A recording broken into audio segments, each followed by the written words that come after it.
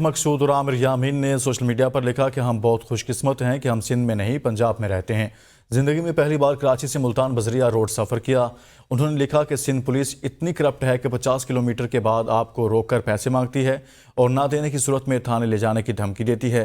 سہیب مقصود نے لکھا کہ پولیس کو بتایا کہ ہم کرکٹرز ہیں اور کراچی میں میچ کھیلنے کے بعد واپس ملتان جا رہے ہیں، پھر بھی انہوں نے ہم سے 8,000 روپے لے لیے۔ اسی پر مزید بات کر دیتے ہیں نمائندہ ABN نیوز اسرار مغیری سے۔ اسرار، کیا واقعہ ہے یہ؟